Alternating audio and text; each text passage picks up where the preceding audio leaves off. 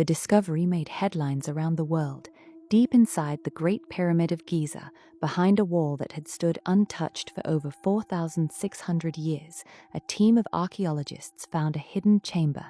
Inside was a golden casket covered in curses written in a dialect so ancient it made the translator's skin prickle.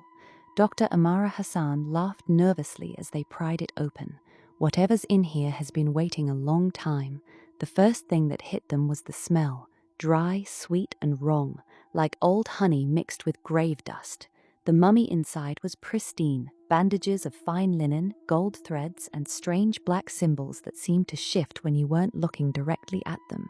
The moment the lid was fully lifted, every person in the chamber felt it, a cold, intimate breath against the back of their neck, followed by a whisper in a voice like sandpaper on bone. "You have awakened what should sleep." 7 people were in that chamber. All 7 were dead within 48 hours. One suffocated on his own dried tongue. Another's skin split open like old parchment, spilling fine sand instead of blood.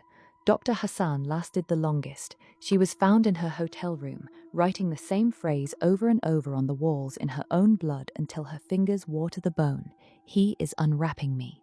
The mummy was flown to the Smithsonian under maximum security. They called it Specimen Zero, the most perfectly preserved ancient body ever recovered. That first night, the night guards heard something moving in the sealed, climate-controlled room, a soft, dry rustling, like linen sliding across marble. Security cameras caught nothing but static and a single frame of empty bandages lying in a perfect pile where the mummy had been. The mummy was gone, and it was hungry. It didn't rampage, it hunted, slowly, patiently, with the terrible intelligence of something that had spent millennia dreaming of revenge. The first Smithsonian night guard was found at dawn, still standing at his post, throat crushed. His skin had been carefully dried and wrapped in fresh linen strips torn from his own uniform. A single hieroglyph was burned into his forehead, "Mine." The killings spread across Washington, D.C. in a creeping wave of terror. A historian was found in the Library of Congress stacks, his body desiccated and posed like a statue, mouth sewn shut with ancient thread. A tourist couple on the National Mall woke up to find their hotel room filled with sand and their daughter missing, only her carefully wrapped foot left behind as a calling card. The curse followed the mummy like a shadow. Anyone who had touched the golden casket or been near the body started feeling it. Dryness in the throat, sand in their dreams, the irresistible urge to peel their own skin back just to let the air in. That's when the government quietly reached out to Echo and Red John. Echo, the poet with the cursed book, and Red John, the quiet, unnervingly efficient hunter who always seemed to know exactly how people would die. They had a reputation for handling things that normal people couldn't. They arrived at the Smithsonian after hours. The building smelled like myrrh and decay. Echo immediately felt it. "He's not dead," she whispered, fingers brushing the empty display case. "He's curious. He's been watching us since the plane landed." Red John said nothing. He just stared at the empty bandages with a faint, unreadable smile that made Echo's skin crawl for reasons she couldn't name. That night they set a trap in the basement archives. The lights flickered, the temperature dropped, the dry rustling began. He came, not charging, just appearing. A tall, gaunt figure wrapped in fresh bandages stained with old blood and new.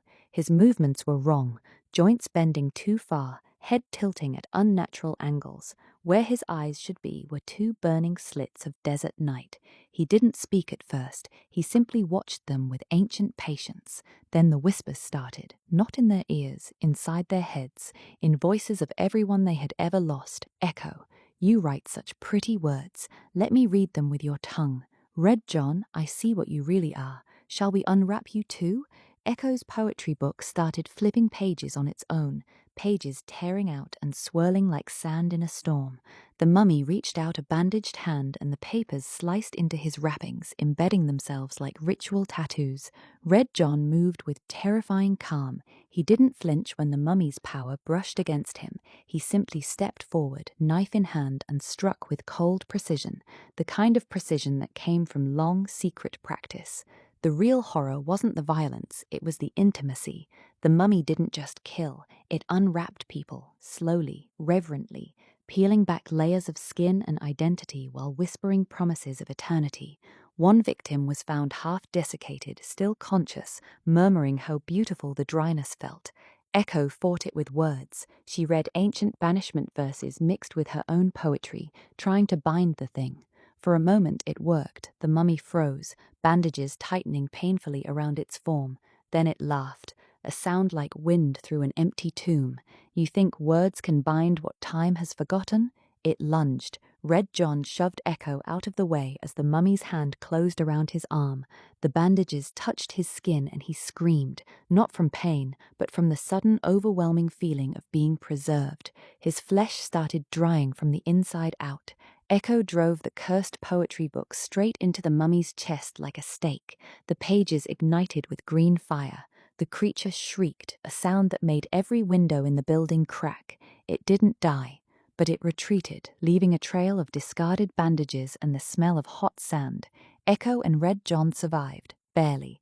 Red John's left arm is now permanently dry and papery.